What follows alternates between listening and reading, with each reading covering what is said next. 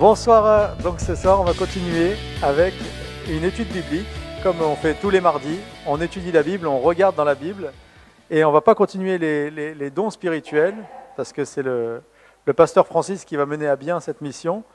Mais nous on va parler ce soir de l'Apocalypse.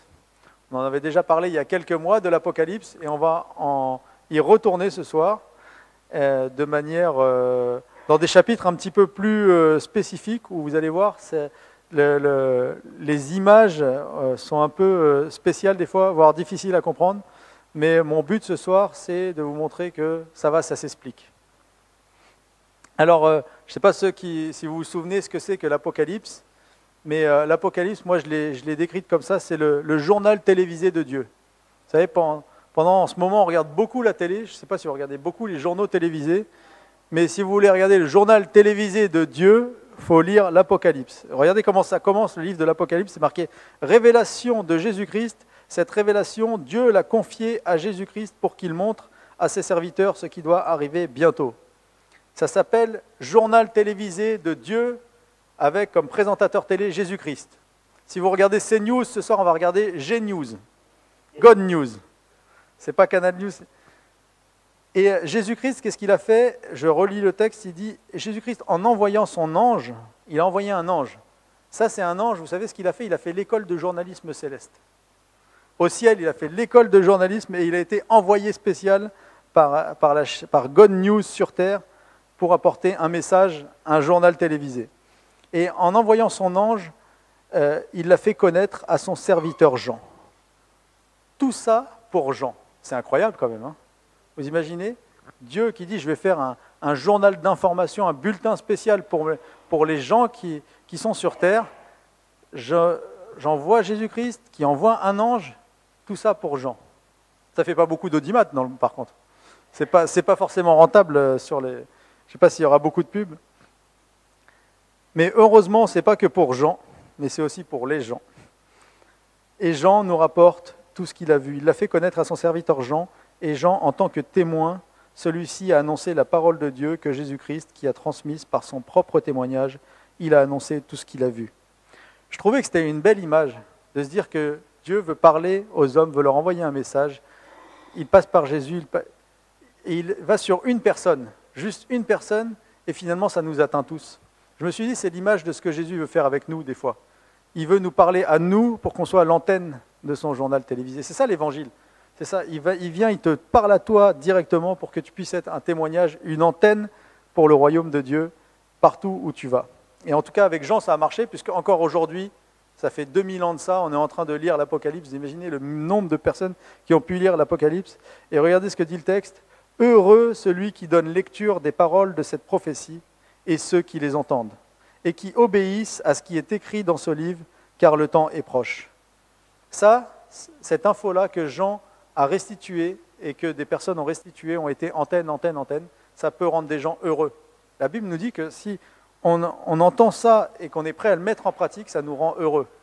Vous voulez le bonheur? Il est là. On a entendu une belle prédication dimanche sur le bonheur. Mais l'Apocalypse, ce n'est pas n'importe quoi. C'est le journal télévisé de Dieu pour nous. Et oui, c'est vrai, ce n'est pas facile à lire. Je vous l'accorde, ce n'est pas toujours facile à lire. Et les symboles, ils sont parfois un peu étranges pour nous. Vous savez pourquoi? Parce que ça a été écrit avec des images pour un juif du 1er siècle. Jean vivait en l'an à peu près 70-80 après Jésus-Christ, donc tout au début de l'ère chrétienne. Et ça a été difficile, et pour lui c'était facile à comprendre, mais pour nous c'est un petit peu plus difficile. Après, c'est pour ça que des fois on va devoir traduire. Et aujourd'hui, vous allez voir, on va traduire quelques symboles juifs pour qu'on puisse comprendre. Mais honnêtement, en réfléchissant, je me suis dit, c'est peut-être pas forcément un défaut que ce soit écrit en juif du 1er siècle et pas en diépois du 21e siècle. Je ne sais pas si vous avez déjà essayé d'imaginer l'Apocalypse de Jean en diépois du 21e siècle. Oh bah voilà l'ange, et puis le dragon, puis il va-t-il par là. Je ne sais pas si on aurait mieux compris, non, je plaisante. C'est pour taquiner un peu les diépois. Un diépois que je suis, d'ailleurs, j'assume, fier de l'être. Mais ou alors, imaginez si l'Apocalypse avait été écrit en langage de texto que les jeunes envoient aujourd'hui, là. XD, PTDR, avec des emojis et tout. On appelle ça du progrès, ça se rapproche plus des hiéroglyphes, mais je ne sais pas si on aurait été gagnant. Franchement, à lire des textes d'un juif du 1er siècle, on n'est peut-être pas perdant. Mais du coup, c'est sûr, il va y avoir quelques symboles à traduire, et on va le faire. Et donc, du coup, pas besoin de vous enfuir hein, quand on parlera d'un taureau avec des ailes qui a des yeux partout. Il ne va pas vous manger, il n'est pas méchant, c'est juste une image qui est dans le texte. L'Apocalypse, en tout cas, c'est vraiment un livre fascinant. Moi, personnellement, ça me fascine. Et j'ai vu que ça fascinait le monde. La semaine dernière, j'étais du côté d'Angers, chez ma sœur Soli. Et il y a un château à Angers. Et dans ce château, il y a les tapisseries de l'Apocalypse. Je ne connaissais pas, mais c'est hallucinant. C'est plus de 100 mètres de tapisseries géantes affichées sur les murs qui ont été faits il y a 650 ans. C'est un des plus grands trésors du Moyen-Âge, les mieux conservés. Et ce qui est drôle, c'est qu'il y a plusieurs centaines de personnes qui ont payé l'entrée pour aller regarder les tapisseries de l'Apocalypse et écouter l'Apocalypse avec un écouteur. Et tout. Avec Diada, on était là dans Séoul en train d'admirer les tapisseries. C'est des brodures incroyables et tout ça. Et on se disait, mais c'est le réveil en France. Les gens sont passionnés par la parole de Dieu, ils veulent écouter l'Apocalypse. Mais en tout cas, juste pour dire que vraiment c'est un livre fascinant. Je vais revenir un petit peu sur ce qu'on a vu il y a 2-3 mois, juste pour nous remettre un peu dans le contexte. Parce que c'est intéressant de noter que dans la présentation du livre de l'Apocalypse, il y a un tableau qui est dressé. C'est pour ça que peut-être ça a été aussi facile à mettre en tapisserie, parce qu'il y a beaucoup d'images, il y a un tableau, c'est clair, les choses sont bien détaillées, même si elles sont surprenantes des fois. Et on avait vu ce tableau, pour ceux qui s'en souviennent, dans le tableau de l'Apocalypse, il y a Dieu, il y a Jésus, il y a le Saint-Esprit, il y a Jean, le pauvre Jean sur son île, là, exilé, qui reçoit cette révélation. Et il y a aussi la mention des croyants, qui sont appelés à un peuple de sacrificateurs dans le texte. Et il y a la mention aussi du reste du monde, que le texte appelle toutes les familles de la terre. Ça, c'est le tableau de l'Apocalypse. Ce qui m'a interpellé dans ce tableau, c'est qu'il n'y a pas le diable. Il n'y a pas le diable dans la présentation de l'Apocalypse, il n'y a pas le diable. On n'en a toujours pas entendu parler. Ça fait 3 chapitres qu'on étudiait l'Apocalypse, on n'a toujours pas entendu. Il n'y a pas les francs-maçons. Il n'y a pas Bill Gates avec un vaccin bizarre contre le Covid dans l'Apocalypse. C'est bizarre, hein? Pas dans le tableau de présentation. Enfin bref, on est déjà à 3 chapitres de l'Apocalypse et on n'a toujours pas vu des tas de choses qui nous font tellement jaser sur la fin du monde, comment ça va se passer. Mais Dieu n'a pas trouvé essentiel de nous en parler dans sa présentation. Alors je ne dis pas que ces choses-là n'existent pas, mais leur rôle n'est pas directeur. L'Apocalypse, c'est pas regardez comment vous allez vous faire mener en bateau par le diable, par le dragon, la bête ou la prostituée ou tout l'antichrist et tout. Tous ces éléments, ils vont apparaître dans le récit de l'Apocalypse, mais c'est comme s'ils sont à côté. Hein. Ils font partie du décor, mais ils ne sont pas la direction. Parce que c'est pas le plan de la bête qui va diriger nos vies. C'est pas le plan de l'antichrist qui va nous dire ce qu'on va faire aujourd'hui ou demain. Vous savez, ce qui va nous dire ce qu'on va faire aujourd'hui ou demain, c'est notre Seigneur Jésus. C'est ses conseils, c'est ses directives, c'est ses suggestions, c'est ses recadrages, c'est celui qui est au-dessus de tout qui nous dirige et c'est lui que l'on suit. Et le plus important, c'est pas c'est pas le dragon et tout son pouvoir et tout ce qu'il peut faire et qui peut vous mettre une puce et vous injecter, je sais pas quoi, un produit, tout ce qu'on peut entendre. Le plus important, c'est notre relation avec notre Créateur, notre relation avec notre Sauveur, avec notre Seigneur, avec Jésus. Et ça, c'est super important de le comprendre. Parce qu'en fait, quand on regarde bien l'Apocalypse, tout l'Apocalypse commence par juste un grand portrait de Jésus. Le premier chapitre, je ne sais pas si vous vous souvenez, c'est juste un grand portrait de Jésus, un Jésus à l'image de Dieu, ressuscité, qui a une bouche épée et qui s'adresse à nous avec un regard de feu. Ça, c'est présentation de l'Apocalypse. Et qui plus est, en premier lieu, vous savez ce qu'il fait ce Jésus-là, avec sa bouche, avec son épée et son regard de feu? Il parle à son Église. Et c'est ce qu'on a fait pendant plusieurs études. On a vu la lettre, tout ce qui s'adressait aux 7 églises. Et vous vous souvenez, le symbole 7 pour un juif veut dire toute l'Église. Donc ça nous concerne aussi, nous aussi. Comprenez-vous que ce que nous sommes là, c'est ce qu'il y a de plus important pour Dieu. Surtout quand on est devenu chrétien. Pour lui, c'est prioritaire de chez prioritaire. C'est super important. Ce que nous sommes, c'est le plus important de tout. Vous savez, il n'y a aucun intérêt de comprendre et de savoir tout ce qui va se passer à la fin du monde si on n'a pas assimilé les 3 premiers chapitres de l'Apocalypse. C'est-à-dire que est-ce qu'on a compris de qui est vraiment Jésus et de ce qu'il veut pour nous. Et vous vous souvenez dans les lettres, je ne vais pas les refaire, mais il y a beaucoup de conseils, voire des reproches, voire des compliments. Mais il y a « t'es trop timide, t'es trop tiède, t'as perdu ton premier amour, t'es trop rebelle, t'es pas bien engagé ». Il y a des tas de conseils et Dieu s'intéresse vraiment à nous, Jésus s'intéresse à nous avant tout. Et c'est un petit peu la même chose dans nos vies personnelles. Souvent, on se disperse, on veut savoir des choses et on oublie que le plus important, c'est nous-mêmes. Et Dieu, avant de nous parler des fois de notre avenir, vous savez, et de ce qu'on va faire, de ce qu'on fera, de ce qui se passera, il veut nous parler de ce qu'on fait aujourd'hui ou de ce qu'on ne fait pas aujourd'hui. J'écoutais un message d'un excellent pasteur que j'aime beaucoup, qui s'appelle Jean-Philippe Baudry, et il disait, les questions qu'on pose à Dieu, nous souvent, c'est quoi?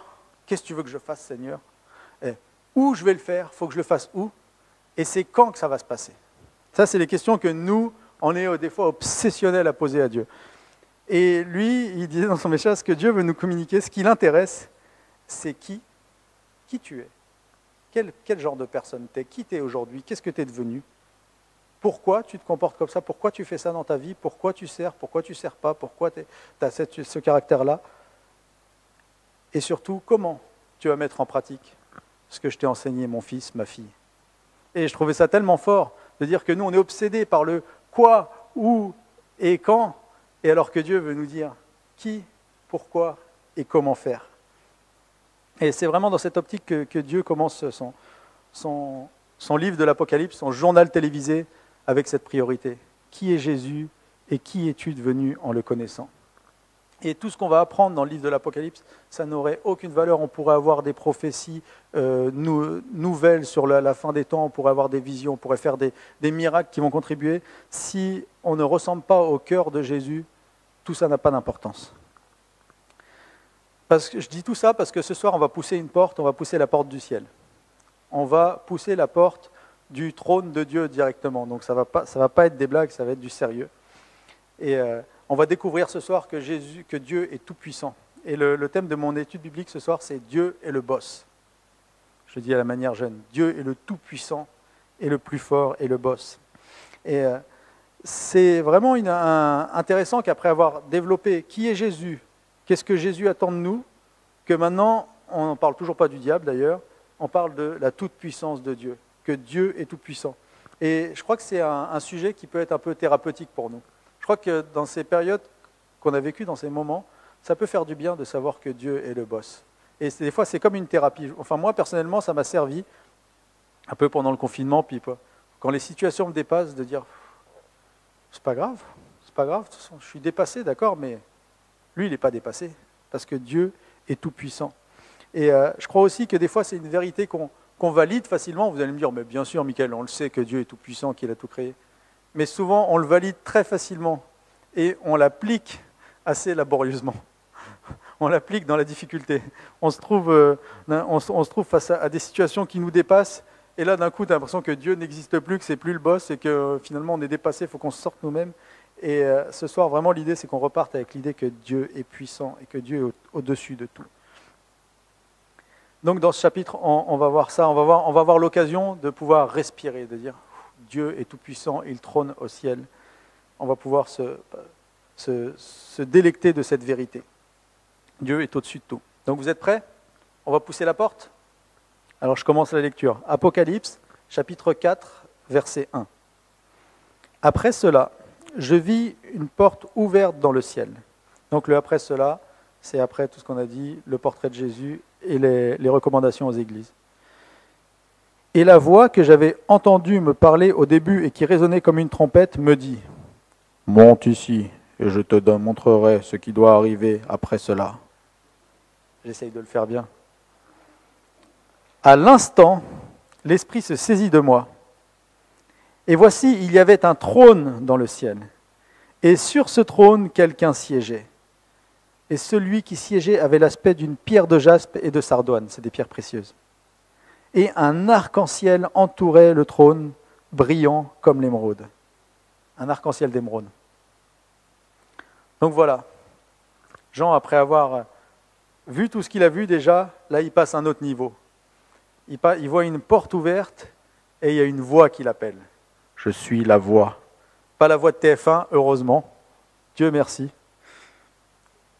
Mais celle du début, qui résonnait comme une trompette. Et on va faire un petit retour. Vous vous souvenez ce que c'est la trompette? Quand il y a la trompette, c'est important. La trompette est là pour sonner des choses, des informations importantes. C'était la trompette qui annonçait le danger, qui annonçait le départ au combat, qui annonçait le rassemblement. Voilà une voix sérieuse qui sonne comme une trompette. Et il va partir directement au ciel, au pied du trône de celui qui était, qui est et qui sera. Et là, on est devant le trône de Dieu. Et pas n'importe quel Dieu, le Dieu qui est lié aux hommes. Vous savez ce que c'est l'arc-en-ciel? Quand Dieu a créé l'arc-en-ciel, il a dit « Je crée une alliance avec l'humanité. Maintenant, je ne poserai plus de sanctions comme j'ai dû poser avec le déluge, mais je serai compatissant avec cette humanité, le Dieu d'alliance qui a comme un contrat avec les hommes qui siègent sur ce trône. » Et autour du trône se trouvaient 24 trônes, et sur ces trônes siégeaient 24 vieillards. Ils étaient vêtus de blanc et portaient des couronnes d'or sur la tête. Ça y est, là c'est le moment où on commence gentiment à décrocher. On dit, qu'est-ce qui se passe? 24 vieillards autour du trône, mais qu'est-ce que c'est là-haut? Alors ces 24 anciens ou ces 24 vieillards autour du trône, habillés de blanc et avec des couronnes sur la tête, c'est la représentation, on n'a pas la réponse exacte, mais il semblerait bien que c'est la représentation de tous ceux qui ont suivi Dieu et qui sont rentrés dans son alliance. Pourquoi 24? Parce qu'il y aurait les 12 de l'ancienne alliance qui sont les 12 tribus d'Israël et les 12 de la nouvelle alliance qui sont les disciples de Jésus-Christ. Et c'est cette combinaison de l'ancienne et de la nouvelle alliance qui sont auprès de Dieu, des gens qui sont restés accrochés à Dieu et qui sont partis au ciel avec lui. C'est vraiment des personnes qui sont rachetées. Pourquoi? Parce qu'elles ont les tenues blanches et les couronnes.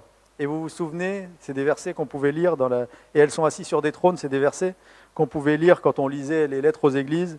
Le vainqueur, Apocalypse chapitre 3 verset 5, est marqué « Le vainqueur portera ainsi des vêtements blancs, je n'effacerai jamais son nom du livre de vie, je le reconnaîtrai comme mien en présence de mon Père et de ses anges. Le vainqueur, je le ferai siéger avec moi sur mon trône, comme moi-même je suis allé siéger avec mon Père sur son trône, après avoir remporté la victoire. » Il y avait aussi un verset où il disait « Je leur donnerai cette couronne. » Cette couronne, ce n'est pas une couronne juste une couronne de roi, c'est une couronne éternelle. Les mots en grec sont différents. Et ça, vraiment, ça doit nous encourager, justement, dans l'esprit que Dieu est le boss, que Dieu est tout-puissant, que la vie éternelle, c'est réel. Et même pour Jean, ça a dû lui faire plaisir de voir ça. De voir. L'éternité est devant tes yeux. Un jour, tu vas mettre une robe blanche, tu vas avoir un trône, tu vas être reçu comme il se doit. La vie éternelle, ce n'est pas une fake news. Souvent, ça peut paraître bizarre, ouais, la vie éternelle. Des gens peuvent remettre en question cette idée, mais là, la Bible nous montre que c'est une réalité physique que Jean a vue. Et donc, je continue au verset 5. « Du trône jaillissaient des éclairs, des voix, des coups de tonnerre. » Là, je ne sais pas vous les faire en bruitage. « Devant le trône brûlaient 7 flambeaux ardents qui sont les 7 esprits de Dieu. » Ça, on l'a déjà vu dans les présentations des personnages, que les 7 esprits sont avec Dieu. Devant le trône s'étendait comme une mer de verre transparente comme du cristal. Et au milieu du trône et tout autour se tenaient 4 êtres vivants entièrement couverts d'yeux, devant et derrière. C'est là qu'il ne faut pas quitter la salle. Le premier d'entre eux ressemblait à un lion, le deuxième à un jeune taureau, le troisième avait le visage pareil à celui d'un homme, et le quatrième était semblable à un aigle en plein vol. Chacun de ces 4 êtres vivants avait 6 ailes couvertes d'yeux, par-dessus et par-dessous. Même les ailes ont des yeux. Vous êtes toujours avec moi? Tout va bien? Alors, c'est aussi des symboles que Jean pouvait comprendre. Donc, on a vu que le trône est entouré d'une mer de cristal, et il y a 4 êtres vivants. Lion, taureau, homme et aigle. Et le symbole qui est dur à comprendre pour nous, c'est ici la représentation de tout ce qui vit partout. En fait, ça représente l'entièreté de la création, de tout être vivant. D'ailleurs, le mot être vivant, ce n'est pas des animaux, ce n'est pas des créatures animales, c'est vraiment des êtres vivants. Tout ce qui vit, c'est le symbole de tout ce qui vit. Et le fait qu'il soit 4, dans les codes de Jean, c'est très compréhensible, c'est comme les 4 points cardinaux, le nord, le sud, l'est et l'ouest. C'est-à-dire que là, on est en train de parler que toute la création, tout ce qui vit, est en contact avec le trône de Dieu. Et C'est marrant parce que ça correspond à cette pensée que le Saint-Esprit a donnée à l'apôtre Paul. Je ne sais pas si vous vous souvenez, mais quand l'apôtre Paul écrit l'épître aux Romains, il parle de « vous avez reçu une révélation et maintenant vous pouvez appeler Dieu Abba », qui veut dire vous pouvez appeler Dieu Papa. Vous avez compris que Dieu est proche de vous, qu'il est votre Papa. Juste après ça, il leur dit « J'estime d'ailleurs qu'il n'y a aucune commune mesure entre les souffrances de la vie présente et la gloire qui va se révéler en nous. Parce que c'est en effet cette révélation des fils de Dieu que la création attend avec un ardent désir. » La création, tout ce qui est créé attend avec un ardent désir. « Car la création a été soumise au pouvoir de la fragilité. Cela ne s'est pas produit de son gré, mais à cause de celui qui l'y a soumise, et lui a toutefois donné une espérance. C'est que la création elle-même sera délivrée de la puissance de corruption qui l'a servie pour accéder à la liberté que les enfants de Dieu connaîtront dans la gloire. » On a déjà cette image que l'apôtre Paul a eue, que le contact avec Dieu, c'est pour toute la création. Et ce que l'apôtre Paul nous dit là, c'est que ça a été déjà révélé au Fils de Dieu. Vous savez que nous, en fait, on a déjà une révélation, et on a déjà un pied dans le ciel, en fait. À partir du moment où tu reçois Jésus, où tu as la révélation que tu es un enfant de Dieu, que Dieu est ton papa, tu viens de mettre un pied dans le ciel. Tu fais partie de cette partie de l'humanité qui a eu la révélation que tu as accès à Dieu. Et c'est quand même incroyable de se dire qu'on fait partie, en tant que chrétien, on a un privilège incroyable, on est déjà un pied dans le ciel. Souvent on l'oublie, on est là, on se dit « Ah, c'est dur la vie sur terre et tout ». Non, tu as déjà un pied dans le ciel. Et comme toute la création attend avec un ardent désir de retrouver, nous, on a déjà ce pied-là. Donc nous, on est déjà là maintenant. Et maintenant, je lis dans vos pensées, vous me dites « Mais à quoi servent tous ces yeux ? Quelle idée de mettre autant de yeux partout, devant, derrière, sur les ailes ?» Eh bien, je ne sais pas non plus pourquoi il y a tous des yeux partout. Mais peut-être que le Dieu qui voit tout veut nous encourager à voir comme lui. Vous savez, il y a une image, les théologiens ont essayé on pensait que l'image, les yeux, c'est l'image d'un Dieu omniscient qui voit tout, qui a des yeux partout. Et je pense que c'est un défi pour nous, et je voulais vraiment nous encourager à dire qu'on a un pied dans le ciel, on fait partie de qui a des yeux partout, et de voir comme Dieu, ça peut être aussi un objectif pour l'Église, qui a un pied dans le ciel, un pied sur la terre. De voir justement sa puissance, de voir justement sa capacité, justement de voir qu'il est au-dessus des situations quand les situations vont mal, de voir son amour pour les autres, pour mon prochain, son amour pour celui qui est à côté de moi, de voir avec les yeux de Dieu. Je crois profondément que la compréhension de Dieu passe par le fait qu'on puisse adopter son regard. Et je crois qu'il veuille mettre ses yeux sur sa création, ça a tout un sens pour nous. Que notre regard, je pense que notre regard sur lui, notre contact avec lui peut nous permettre de voir comme lui. Et vraiment, je pense que la gloire de Dieu, la gloire de la puissance de Dieu, la gloire du boss doit enrichir notre vision. C'est comme si elle nous rajoute des yeux.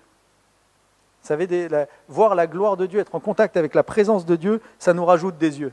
Ça nous met des yeux partout. Ça nous met ses yeux au-delà de plein de choses.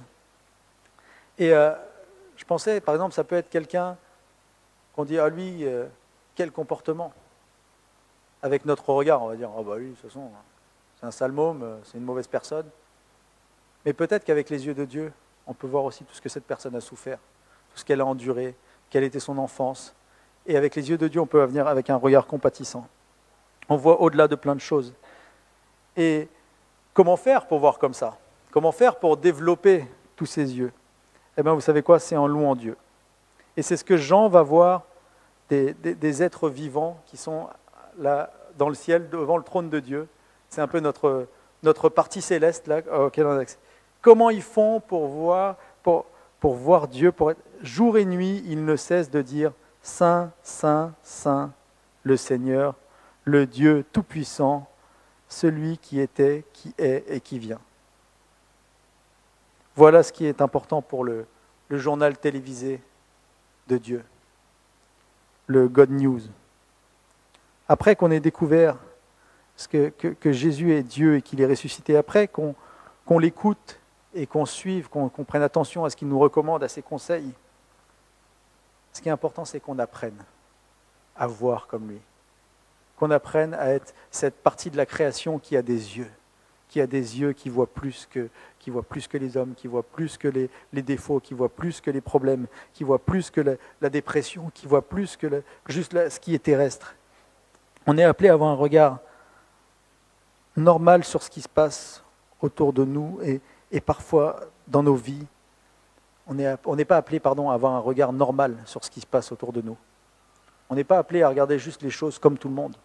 On est appelé à regarder avec des yeux beaucoup plus développés, beaucoup plus complets. On a accès au regard du boss et je crois qu'on est vraiment appelé à voir la vie avec l'inclusion de ce boss, de ce Dieu qui est au ciel, ce Dieu tout-puissant. C'était vraiment ma pensée que je voulais vous partager. Et après, on va passer sur un sujet encore plus détaillé, mais je vous le réserve pour la semaine prochaine, parce que ça ne sert à rien d'être trop long. Il faudra revenir. La semaine prochaine, on va voir encore mieux. Vous savez ce qu'on va voir ? On va voir que, encore mieux qu'un changement de regard. On va voir qu'on peut avoir la recette de comment être en fusion avec ceux qui sont déjà dans l'éternité. On peut fusionner littéralement, et allez, si vous voulez votre anti-sèche, je vous lirai du verset 9 au verset 10 à la maison. Il reste 2 versets à lire. Mais vous allez voir comment le regard de ce qui est la création va à travers une recette, va se mélanger avec ceux qui sont déjà dans l'éternité, et ça va faire même la compo d'un chant. C'est incroyable quand même.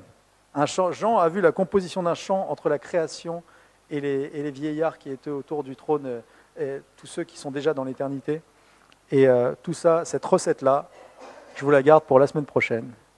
Alors continuez à venir nombreux, et comme vous êtes full en délire, et je vais finir par la prière. Merci mon Dieu, parce que tu es un Dieu puissant. Tu es un Dieu qui est au-dessus de tout. Je te prie vraiment pour notre Église et pour tous ceux qui pourraient regarder cette vidéo ou qui marchent avec toi, que nous puissions développer ce regard qui voit plus de choses.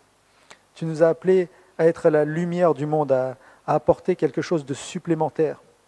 Je te prie vraiment que nous puissions être cette Église, cette génération de croyants qui ont cette paix intérieure d'avoir un Dieu qui est au-dessus de tout et en même temps qui développe cette capacité à voir tout ce qui n'est pas vu par d'autres, à voir selon l'œil de Dieu, à voir avec le regard de Dieu sur chaque situation qui nous arrive dans nos vies et chaque personne qui nous entoure.